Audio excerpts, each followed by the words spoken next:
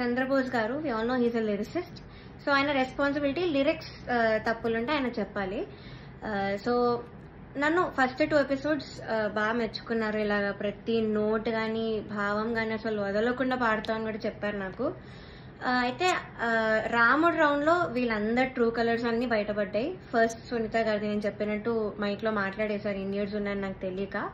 And Chandrabose గారు పాపం lyrics లో నాకు ఒక్క మిస్టేక్ కూడా నేను ఛాన్స్ ఇవ్వలేదు ఆయన చెప్పడానికి.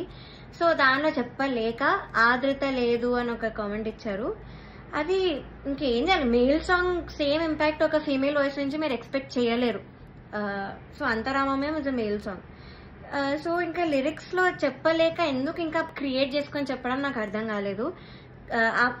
అదే రౌండ్ లో ఒక అమ్మాయి లిరిక్స్ మర్చిపోయింది రాముడి పాటలో, అది మాత్రం ఆయన మెన్షన్ చెయ్యలేదు. బీయింగ్ ఎ లిరిసిస్ట్ ఆయన రెస్పాన్సిబిలిటీ ఉండి కూడా ఆయన చెప్పలేదు. ఆ రౌండ్ లో లిరిక్స్ మర్చిపోయింది, చెప్పలేదు.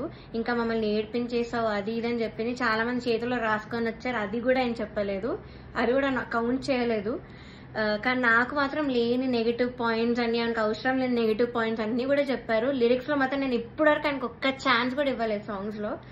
I never made a mistake lyrics point of view అయితే అస్సలు చేయలేదు. మీరే చూడండి, మీకే అర్థమవుతుంది. సో ఇది కూడా మీకు న్యాయం అనిపిస్తుందా?